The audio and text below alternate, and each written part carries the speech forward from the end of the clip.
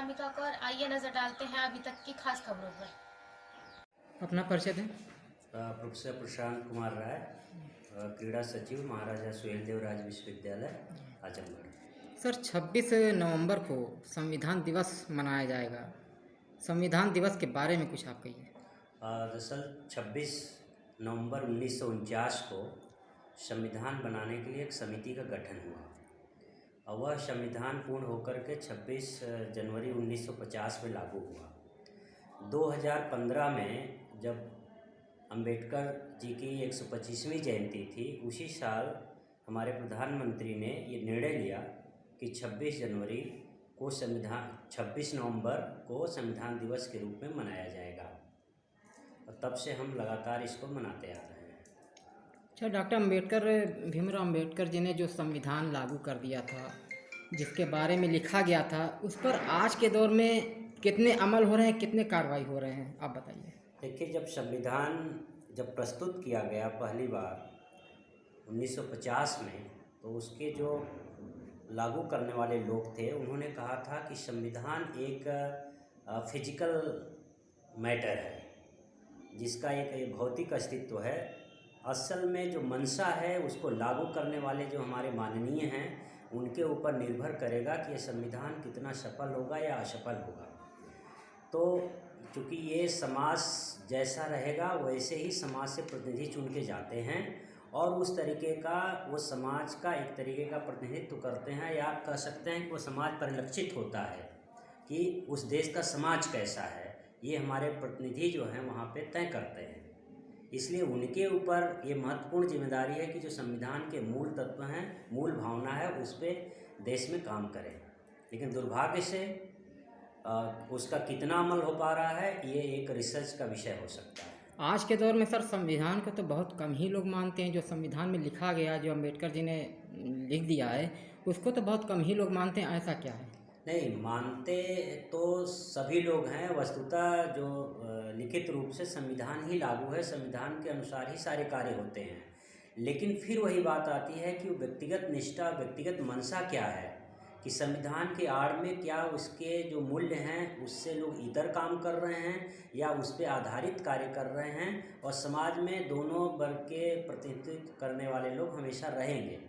कुछ पालन करने वाले रहेंगे, कुछ उसके नाम पर मिस हैपनिंग भी करने वाले रहेंगे।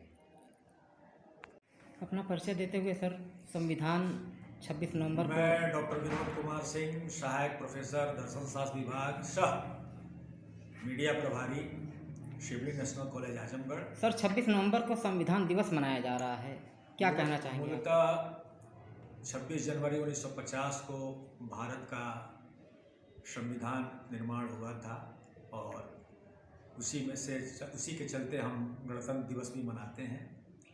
लेकिन 26 नवंबर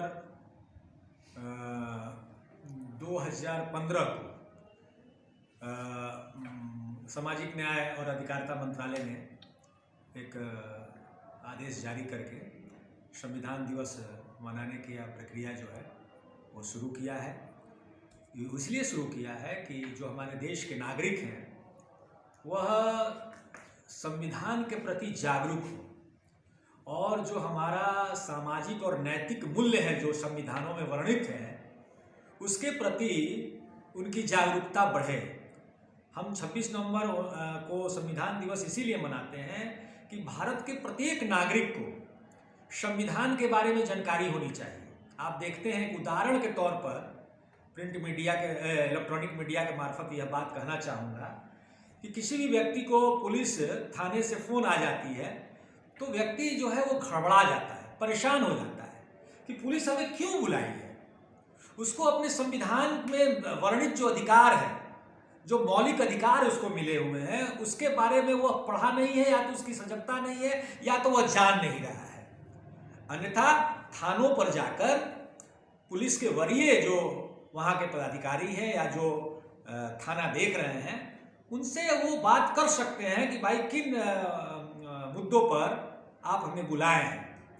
पुलिस जो है किसी के बारे में शिकायत मिलती है तो तत्काल जो है वह दूरभाष से सूचित कर चाहता है कि आप आइए थाने पर मिलिए और अपना स्पष्टीकरण प्रस्तुत करिए। सर आपसे नेक्स्ट क्वेश्चन मैं करना चाहूँगा कि संविधान किसने बनाया, क्यों बनाया और ये कब लागू हुआ और इस पर कितने अमल हो रहे हैं? देखिए, किसी भी देश को चलाने के लिए कानून सम्मत संविधान रहेगा तभी देश जो है वो प्रगति के पथ पर, उन्नयन के पथ पर उन्नति करेगा। और जब तक कानून नहीं रहेगा, बिना कानून के दायरे में रहते हुए, चाहे वो अधिकारी हो, नौकरशाह हो, राजनीतिक व्यक्ति हो या हम हो, एक हमारा संविधान का दायरा है। कोई भी व्यक्ति संविधान के दायरे में ही काम करता है। हमारी प्रारूप समिति ने संविधान को बनाने के लिए जो प्रस्ताव दिए वह संविधान लागू हुआ। अंबेडकर जी ने वर्णित जो प्रावधान उसमें लागू किए, आज उसी के बदौलत भारत आप देख रहे हैं, चाहे वह आरक्षण का मामला हो, चाहे वह संविधान के अन्य वर्णित उपबंधों का मामला हो, सब उसी के अनुसार कार्य कर रहे हैं। आज हमारी कार्यपालिका, आज हमारी विधायिका, आज हमारी न्यायपालिका उसके तहत कार्य कर रही है।